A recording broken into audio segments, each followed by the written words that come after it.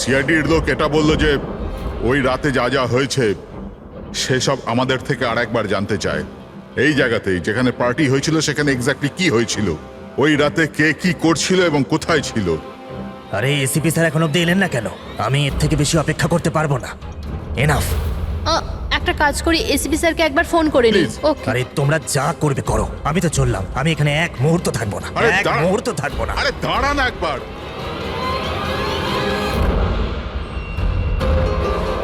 Hello sir, আমি বলছিলাম আপনি আমাদের হরর হাউসে রেখেছিলেন না?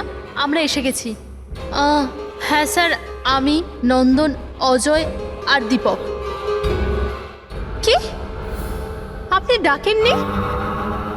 এরকম কোনো কথাই হয়নি। Okay sir.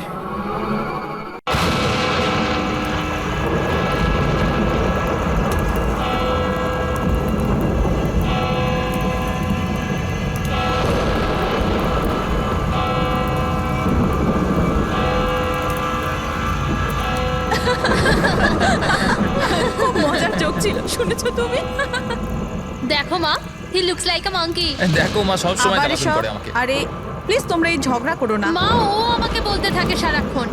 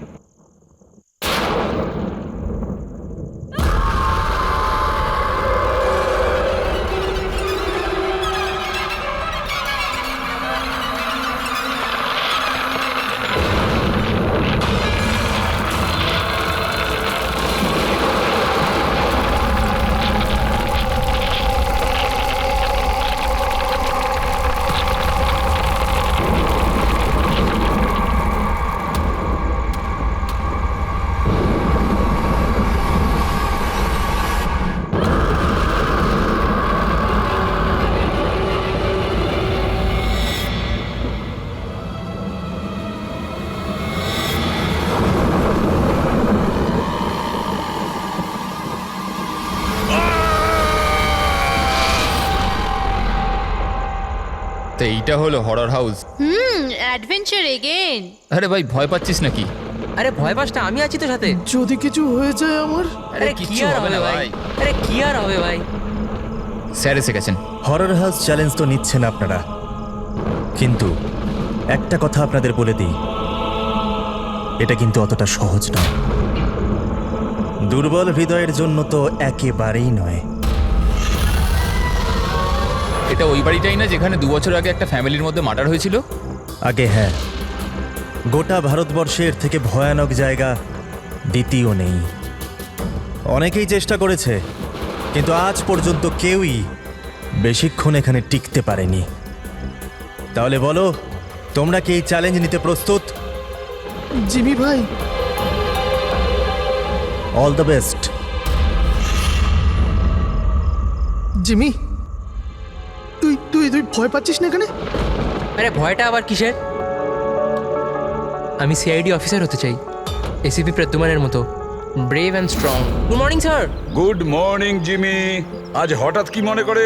কেমন আছো? খুব ভালো আছি স্যার, একদম আপনার মতো। আমার মতো? স্যার আপনার মতো থাকলে তাহলেই তো বড় হয়ে আপনার মতো সিআইডি অফিসার হতে পারবো। আরে বাবা, আমার মতন সিআইডি তে এসিপি হবে? আর এমনিতেও এইসব তো ফেক ব্যাপার, কিছুই রিয়েল নয়, সব ভয় পাওয়ানোর জন্য। আরে কিছুক্ষণ থাকবো ভেতরে, তারপর চলে যাবো বাইরে।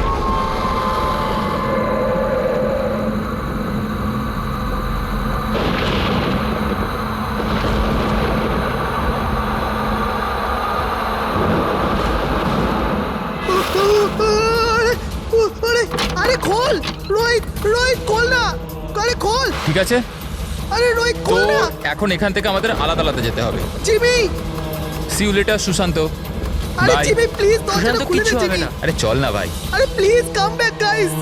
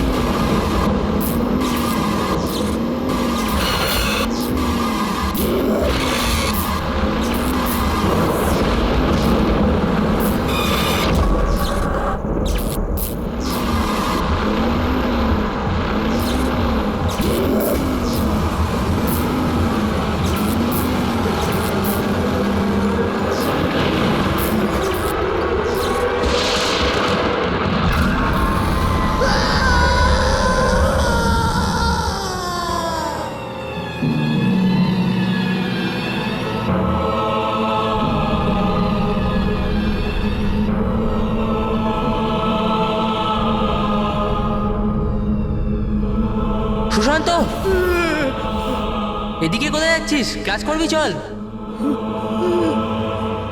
সুশান্ত, কি হয়েছে? কাল রাত্রিরে আন্টিও ফোন করেছিল। তোর কি হয়েছে আমাকে একটু বলবি? দেখে তো কিছুই বোঝা যাচ্ছে না, কিছু তো বল। তুই চল আমার সাথে ক্লাসে চল। এই,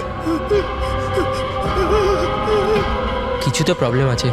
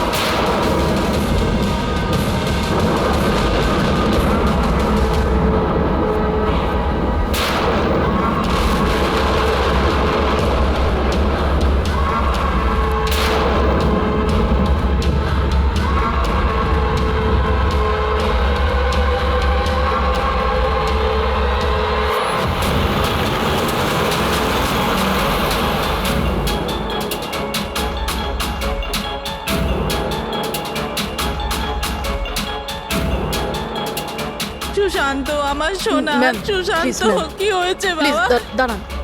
ছাড়ো আমাকে, ছাড়ো প্লিজ। সুশান্ত তো কি হয়ে গেল বাবা? সুশান্ত কি Please, হয়েছে? please, সামলান নিজেকে। ও বাবা। জিমি, এবার আমায় ঠিক করে বল, কি হয়েছিল, কি করে হলো? স্যার, ও কলেজে এলো, স্টেয়ারকেস ধরে ওপরে যাচ্ছিল। আমি ওকে আটকালাম, বললাম যে চল ক্লাসের সময় হয়ে গেছে, একসাথে ক্লাসে যাই। ও আমার কথা শুনলোই না স্যার। ও ছাদে গিয়ে, আমার ওকে আটকানো উচিত ছিল স্যার। যদি আমি ওকে আটকে নিতাম এরকম হতো না স্যার। জিমি, নিজেকে এরকম দোষী ভেবো না। আচ্ছা, তুমি কি জানতে যে ও ওপরে গিয়ে এরকম করবে? নিজেকে দোষ দিও না। না স্যার, কিছু তো প্রবলেম ছিল স্যার। শেষ 2 দিন ধরে সুশান্ত এরকম করছিল স্যার। না কারুর সাথে কথা বলছিল আর অদ্ভুত আচরণ করছিল স্যার। আমার ওর সাথে কথা বলা উচিত ছিল স্যার। যদি কথা বলতাম হয়তো তাহলে কিছু। আচ্ছা, এই গত 2 দিন ধরে কি হয়েছিল? মানে বলতে চাইছি প্রবলেমটা কি ছিল? হ্যাঁ, আমরা ওকে হরর হাউস নিয়ে গেছিলাম স্যার। ওর ইচ্ছে ছিল না যাওয়ার, তাও আমরা ওকে ফোর্স করে নিয়ে গেছিলাম স্যার। সুশান্ত ভাই, ভাই কি হলো? সুশান্ত!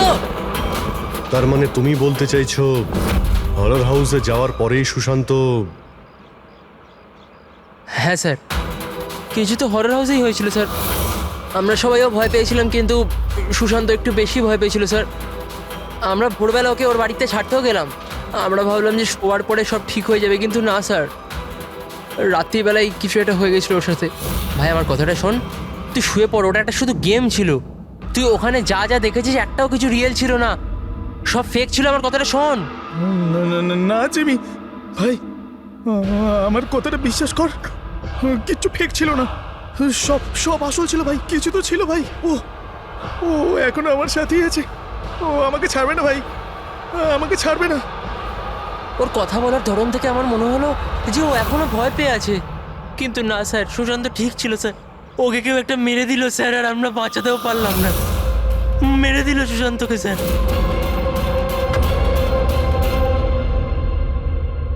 এই দেখো বস, এইটা সিটি স্ক্যান। হ্যাঁ, কার? এটা একটা 80 বছরের বয়স্ক লোকের ব্রেনে সিটি স্ক্যান। এই লোকটির খুব ভয়ঙ্কর ব্রেনের অসুখ ছিল। একটু দেখো বস, এর ব্রেন সেলস কিরকম ছোট হয়ে গেছে। আর স্যার, এই সিটি স্ক্যানের ব্রেন সেলস আরো বেশি ড্যামেজড। এই স্ক্যানটা কার? সুশান্ত। কি? সুশান্তর? একটা ইয়াং হেলদি ছেলের ব্রেনের সেলস একজন বয়স্ক অসুস্থ মানুষের সেলের থেকেও খারাপ? সেটাই তো সবচেয়ে বড় প্রশ্ন অভিজিৎ, কিভাবে? আর আমরা ওর ফ্যামিলি ডক্টরের সঙ্গেও কথা বলেছি। ডক্টরও বলেছে ও একদম ফিট ছিল, না কোনো হেলথ ইস্যুস, না মাথার কোনো প্রবলেম, কিচ্ছু না। স্যার জিমি আমাদের বলল যে হরর হাউস থেকে ফেরার পরেই এই সুশান্তের বিহেভিয়ারে পরিবর্তন এসেছিল। আর স্যার সুশান্তর মারও তাই বক্তব্য। সুশান্ত অদ্ভুত অদ্ভুত কথা বলতে শুরু করেছিল। ওর মনে হচ্ছিল ওর আশেপাশে কেউ আছে যে ওকে মারতে চায়, অথচ কিছুই ছিল না। মাত্র দুদিনে সুশান্তর স্কিজোফ্রেনিয়া সিম্পটম দেখা দিয়েছিল, কিন্তু কিভাবে? অভিজিৎ, জিমি হয়তো ঠিকই বলছে, এটা কোনো আত্মহত্যা নয়, খুন হয়েছে, খুন করা হয়েছে, কিন্তু খুন করলো কিভাবে?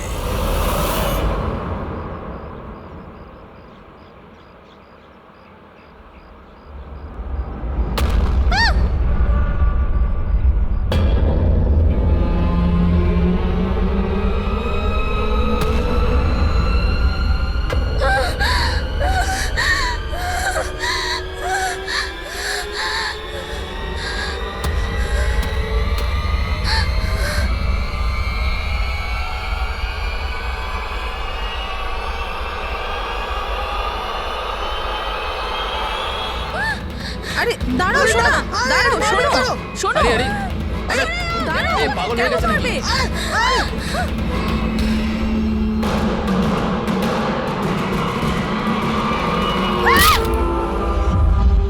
মেয়েটা খুব ভয় পেয়েছিল, এমন মনে হচ্ছিল যেন কেউ ওর পিছু নিয়েছিল। অদ্ভুত রকমের সব কথা বলছিল। আমরা তোর সাহায্য করছিলাম, আমাদের দেখেই পালাতে গেল আর গাড়ির সামনে পড়ে গেল। তোমরা নিনার বন্ধু, তাই তো? তো তোমরা ওকে কখনো অদ্ভুত বিহেভ করতে দেখেছো? ছিল, কিন্তু আজ যখন কলেজ এলো একদম অন্যরকম বিহেভ করছিল। জিজ্ঞাসা করতে কিছু বললো না তো, তারপর হঠাৎ করে ক্লাস ছেড়ে চলে গেল। মানে কাল অবধি সব ঠিকঠাক ছিল, তো আজ আর কালের মধ্যে এমন কি হয়েছে যে ও এইভাবে বিহেভ করছিল? কাল রাতে আমরা হরর হাউসে গিয়েছিলাম, আর লিনা খুব বেশি ভয় পেয়ে গিয়েছিল। আমরা ভাবলাম যে সারা রাত ভালো করে ঘুমোলে সকালেও ঠিক হয়ে যাবে। এক্স্যাক্টলি কি হয়েছিল ওখানে? স্যার, লিনা ওখানে হঠাৎ করে অজ্ঞান হয়ে গিয়েছিল। Leena Leena Leena Leena are you okay? তারপর থেকেই তো ও অদ্ভুত বিহেভ করতে লাগে। ওকে দেখে মনে হচ্ছিল ওকে যেন কেউ মেরে দেবে। কি হলো? কেউ আছে ওখানে, দেখ কেউ আছে। না, কেউ ওইখানে নেই এসছে ওখানে। কেন? যাও, গো। কেউ নেই ওখানে। আমি যেখানেই যাই সেখানেই চলে আসে। আমাকে ছাড়বে না, আমাকে মেরে ফেলবে। হরর হাউস, এটা সেই হরর হাউস যেখানে সুশান্ত তার বন্ধুর সঙ্গে গিয়েছিল, আর যেখান থেকে আসার পরে ওর আর নিনার মাথার মধ্যে নানান রকমের চিন্তা ঘুরতে থাকে, ভুল ধারণা হতে থাকে। কিছু না কিছু গন্ডগোল আছে এই হরর হাউসে, কিছু না কিছু গোলমাল আছে। এরকম কিচ্ছু নেই স্যার, আমি সত্যিই জানি না ওদের দুজনের কি হয়েছে। তুমি জানবে না তো আর কে জানবে? হ্যাঁ, এই হরর হাউসের ব্যাপারে তোমার কোম্পানি সোশ্যাল মিডিয়াতে মেসেজ শেয়ার করেছিল, তাই না? আর এতে পরিষ্কার লেখা আছে যে এই হরর হাউসে মার্ডার হয়েছে, আর যে কেউ এই বাড়িতে এক রাত থাকলে তাকে 50,000 টাকা পুরস্কার দেওয়া হবে। হ্যাঁ, আর এতে এটাও লেখা আছে যে এই হরর হাউস তৈরি হওয়ার আগে 2-3 জন এখানে রাতে ছিল যারা এখনো নিখোঁজ। এদের এখনো পর্যন্ত খোঁজ পাওয়া যায়নি। স্যার, মার্কেটিংয়ের জন্য সব কিছু করতে হয়। হরর হাউসের প্রমোশনের জন্য কিছু অ্যাক্টরকে দিয়ে আমরা কাজ করিয়েছিলাম, যাতে লোকেরা এখানে আসে। আপনারা যদি চান তো না আমার ঠিকানা দিতে পারি, আপনারা জিজ্ঞাসা করতে পারেন ওদের। আচ্ছা, তুমি যদি এসব কিছু মার্কেটিং এর জন্য করে থাকো, তাহলে এর পেছনের আসল গল্পটা কি? স্যার, এখানে একজন খুব ধনী মানুষ থাকতো তার নিজের পরিবারের সাথে, বিক্রম। আর একদিন সে নিজের গোটা পরিবারটাকে মেরে দিয়েছিল।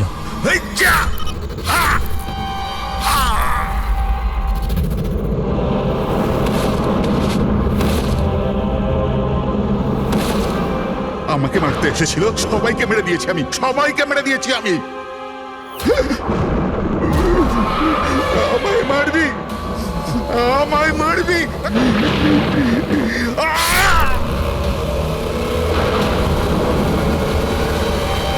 হ্যাঁ স্যার, বিক্রান্তের ব্যাপারে আমি নিউজে দেখেছিলাম। স্যার, এই জায়গাটা এমনিতেই ভূত বাংলোর নামে বদনাম ছিল, তো কেননা সেখান থেকে কিছু টাকা কামানো যাক। তাহলে স্কুল কলেজের বাচ্চাদের এরকম চ্যালেঞ্জ দিয়ে টাকা কামানোর নতুন উপায় বার করেছো, হ্যাঁ? কিন্তু তুমি কি ভেবেছো তোমার এই লোক দুটো বাচ্চার জীবন নিয়ে নিয়েছে? স্যার আপনি জানেন তো যে হরর হাউসটা আসলে কি? এখানে সব কিছুই নকল স্যার। ভয় পাওয়ানোর জন্য ডেড বডির জায়গায় নকল অভিনেতারা থাকে, রক্তের জায়গায় লাল রং থাকে, লাউড নয়েজেস থাকে, দ্যাটস ইট। এখানে এমন কিচ্ছু নেই স্যার যাতে কারোর বিপদ ঘটতে পারে। স্যার ডক্টর সালুঙ্কের মেসেজ করেছে। ওর সিটি স্ক্যান থেকে জানা যাচ্ছে যে ওর ব্রেন সেল সেইভাবেই ড্যামেজ হয়েছে, ঠিক যেমনভাবে সুশান্তেরটা হয়েছিল স্যার। এবার বলো, যদি এটা সত্যি নাটক হয়ে থাকে, নকল হয়ে থাকে, তাহলে কারোর ব্রেনের উপর এত প্রেসার পড়বে কি করে? স্যার আমি এর সম্পর্কে কিচ্ছু জানি না, আমি সত্যি বলছি। ঠিক আছে, আজ রাতে হরর হাউসে আমরা থাকবো। জানতে তো পারা যাবে বিজনেসের নামে এখানে কোন কোন খেলা চলছে।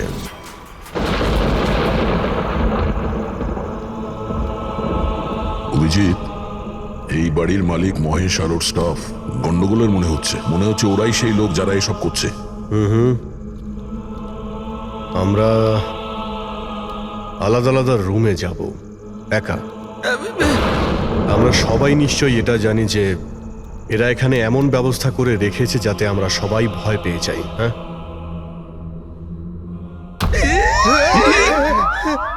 পঙ্কজ, বি ভেরি কেয়ারফুল, ঠিক আছে?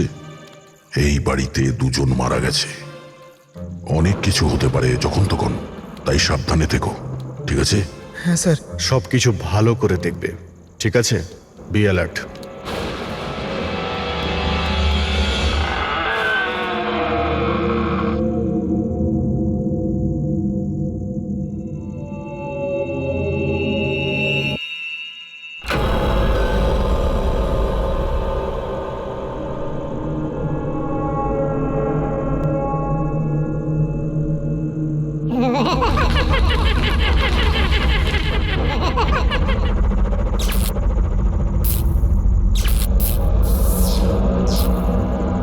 যদি দরজা অবধি যেতে হয় তো এই লাশগুলোকে টপকে যেতে হবে।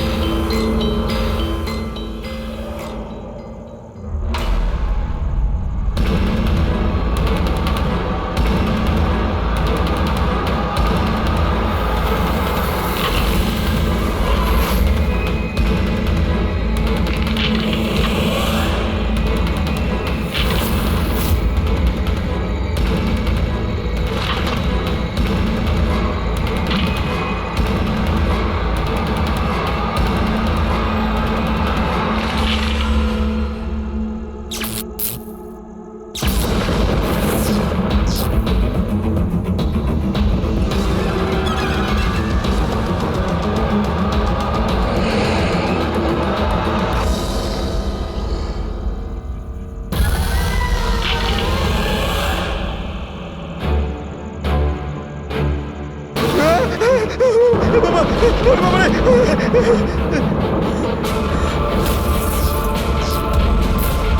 বিক্রান্ত,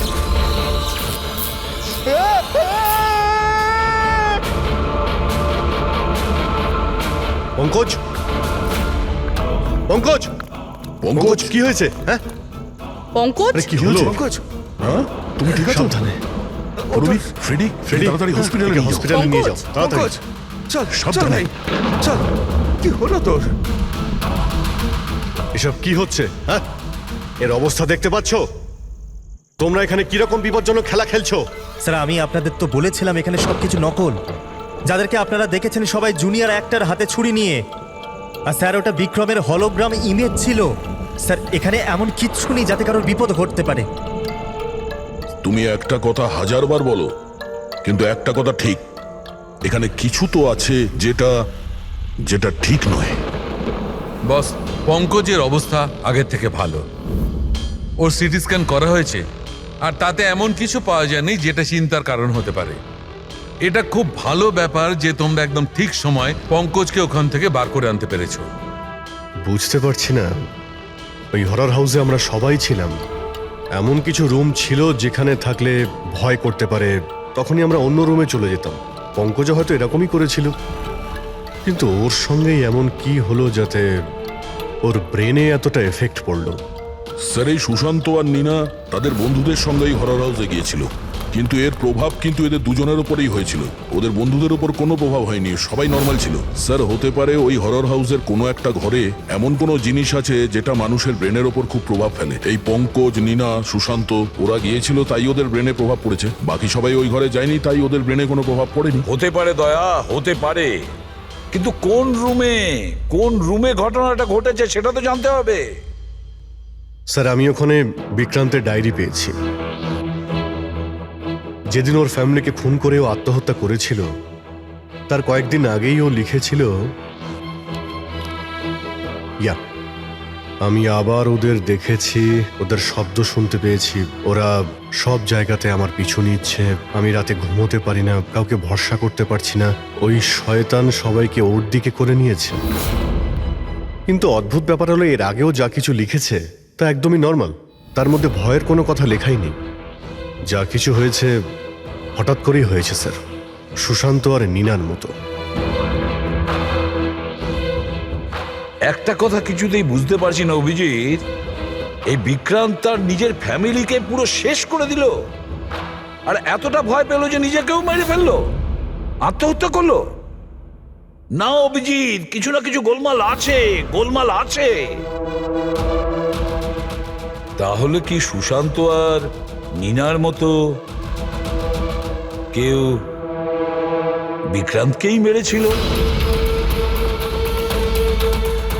এটা আত্মহত্যা নয়, বরং খুন। বাট কি হতে পারে বিক্রান্তের সঙ্গে? কি হয়েছিল ওর সাথে? কিভাবে জানা যাবে? স্যার, বিক্রান্তের ফ্যামিলিতে মাত্র একটাই মেয়ে জীবিত এখনো, ওর বড় মেয়ে রাধিকা। স্যার, হয়তো আমি আজ বেঁচে আছি তাহলে শুধু এই কারণ আমি ওই দিন শহরের বাইরে ছিলাম, একটা ট্রিপে গেছিলাম, আর যখন ফেরত এলাম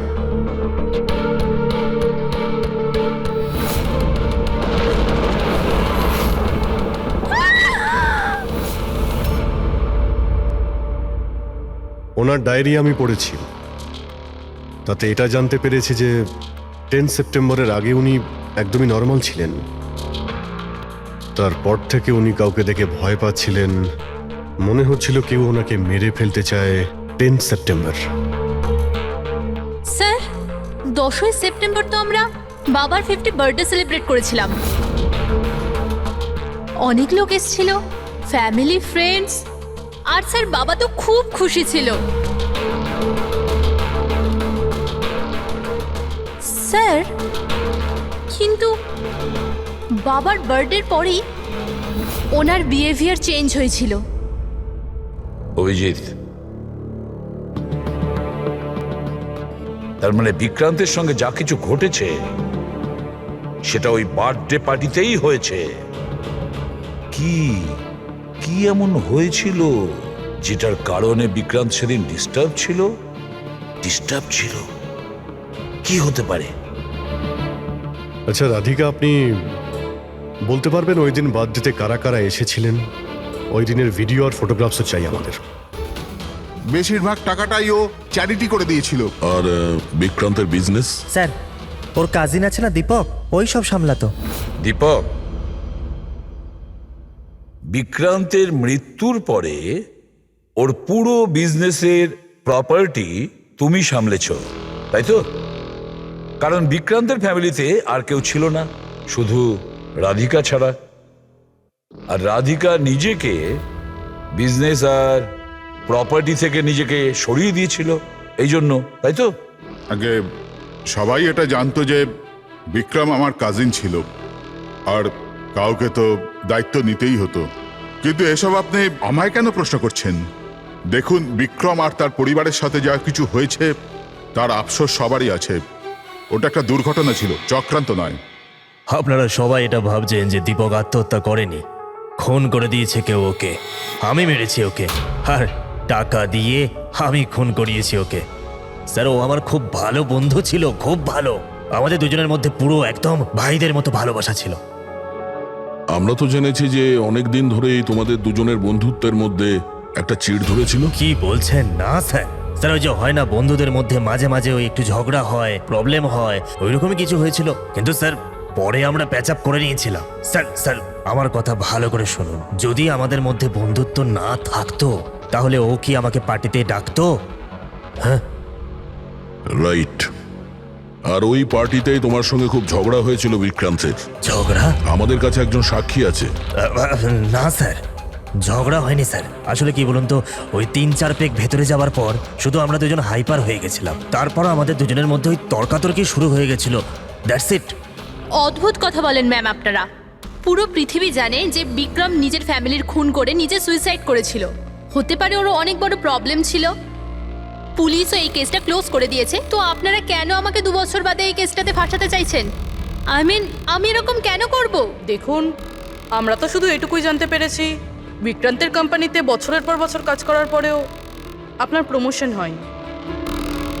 ইনফ্যাক্ট বিক্রান্ত আপনাকে বরখাস্ত করতে চেয়েছিল, আর তারপর আচমকা বিক্রান্তের মৃত্যুর পর আপনার ফাইন্যান্সিয়াল কন্ডিশন বেটার হয়ে গেল। হ্যাঁ, তো মানে আপনারা এটা বলতে চাইছেন যে আমি বিক্রমকে খুন করে ওর পুরো প্রপার্টিটা নিজের নামে করিয়ে নিয়েছি? Is that you want to সে?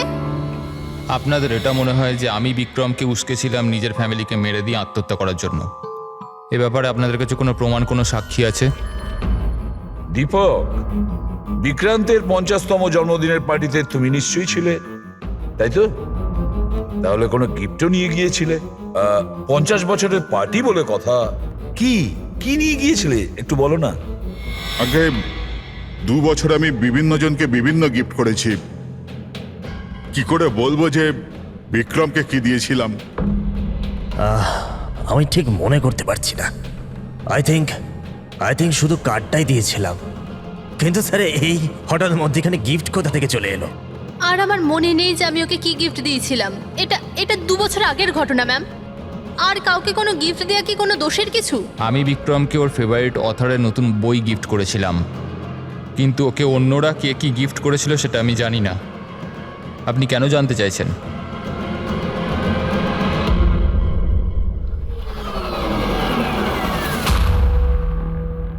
সবাইকে জিজ্ঞাসাবাদ করেছি স্যার, শুধুমাত্র 4 জন লোক, অজয়, দীপক, দিব্যা আর নন্দন গন্ডগোলের মনে হচ্ছে স্যার।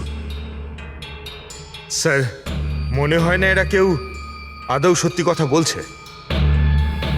স্যার 2 বছর হয়ে গেছে এটা ঘটেছিল, কোনো সাক্ষী প্রমাণ পাওয়া বেশ মুশকিল, তাই সেটারই সুযোগ নিচ্ছেন এনারা। তবে এটা শিওর যে এনাদের মধ্যে কেউ মিথ্যে বলছে, সেই হলো বিক্রান্তের খুনি।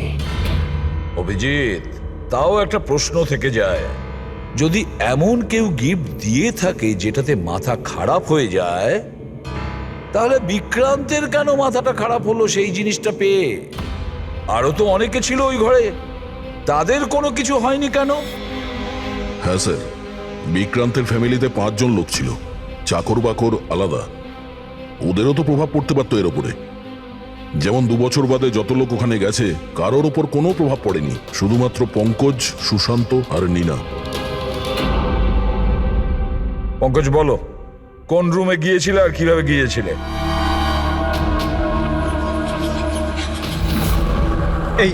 এটা করিডোর ছিল স্যার। আমি সিঁড়ি দিয়ে নিচে যাই স্যার, করিডোর ক্রস করে এখানে হলে যাই স্যার, আর তারপর স্যার ওখানে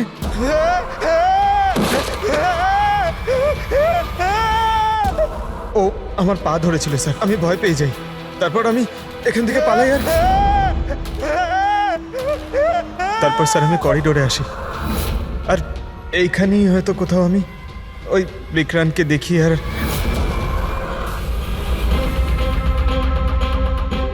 হ্যাঁ স্যার, পঙ্কজকে আমরা এখানেই পেয়েছি, এই করিডোরেই। আর নীনাকে ওর বন্ধুরা এই জায়গাতেই দেখেছিল। আর সুশান্ত এখানেই, সুশান্ত! এই জায়গাতেই পেয়েছিল।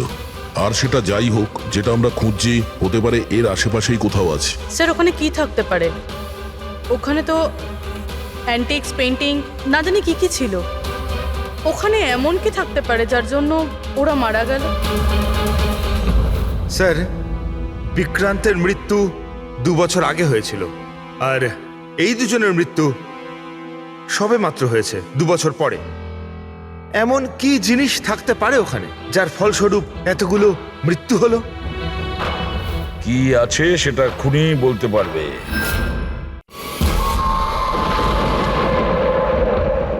সিআইডির লোক এটা বললো যে ওই রাতে যা যা হয়েছে সেসব আমাদের থেকে আরেকবার জানতে চায়।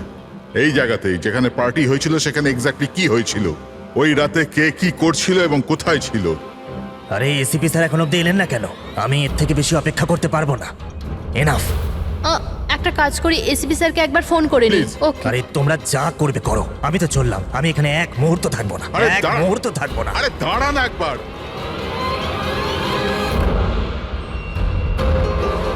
হ্যালো স্যার, আমি বলছিলাম, আপনি আমাদের হরর হাউসে রেখেছিলেন না?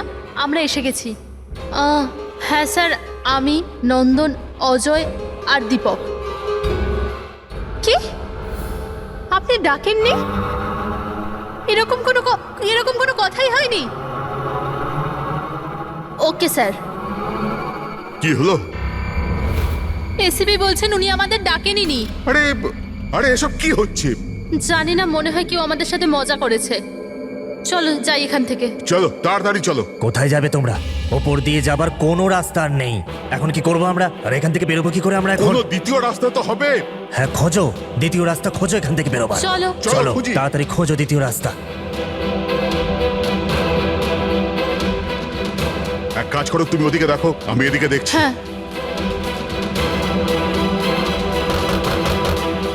আরে কেউ আছেন? প্লিজ দরজা খোলো।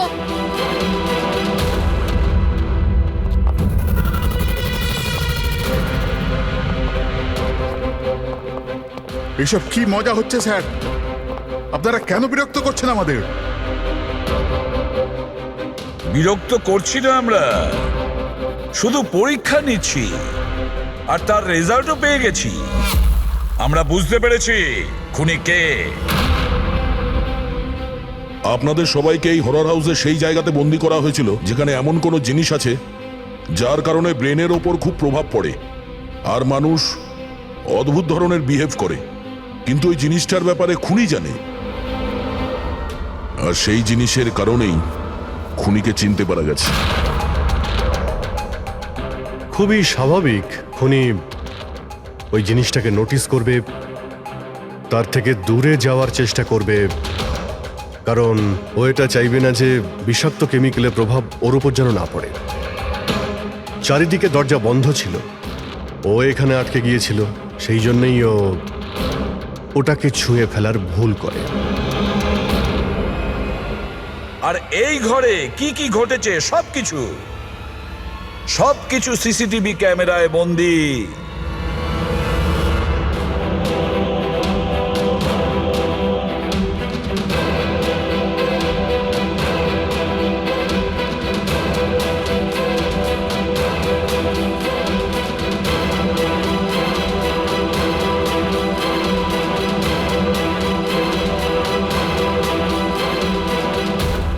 সবাই ভাবতো যে বিক্রম খুব ভালো একজন মানুষ, কিন্তু এটা সত্যি ছিল না। বিক্রম খুবই বাজে লোক ছিল। ওর আমার বউয়ের সাথে অ্যাফেয়ার চলছিল। আমার বউ তার ভুল বুঝতে পেরেছিল। ও বিক্রমের থেকে দূরে যেতে চাইলেই বিক্রম ওকে হুমকি দিতে শুরু করলো। বলতে লাগলো, তোমার বরকে বলে দেবো, ওকে চাকরি থেকে বের করে দেবো। লজ্জায় আমার বউ আত্মহত্যা করেছিল। আর তাই তুমি ওর ওপর প্রতিশোধ নিতে চেয়েছিলে?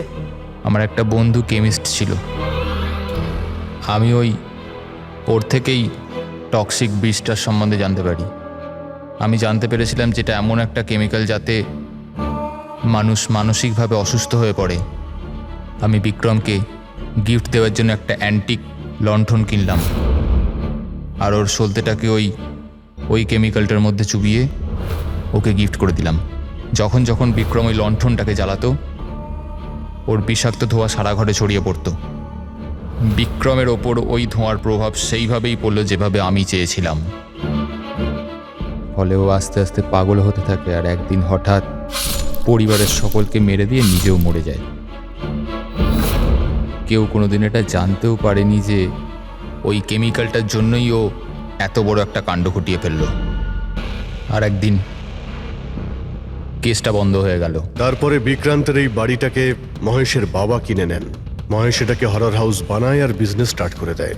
কিন্তু ওই জিনিসটা এখানেই রয়ে যায়, স্টাডি রুমে নয়, করিডোরে, যার জন্যই এই সব হচ্ছিল। সত্যি বলছি, আমি যখন জানতে পারলাম যে ওই বিষাক্ত লণ্ঠনটার জন্য 2 বছর বাদেও লোকজন মারা যাচ্ছে, তো আমি ঘাবড়ে গেলাম। আমি লণ্ঠনটা এখান থেকে বের করবার রিস্কটা নিতে চাইনি। সব অপরাধী একই কথা ভাবে।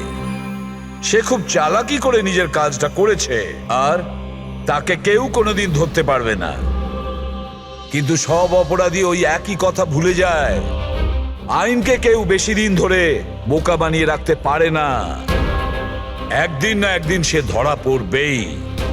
দেখো, তোমার সেই প্রতিশোধের আগুনে কতগুলো নিরীহ লোকের প্রাণ গেল। আইন তোমাকে কোনোদিন ক্ষমা করবে না। কঠোরতম শাস্তি হবে তোমার, ফাঁসি হবে তোমার, ফাঁসি।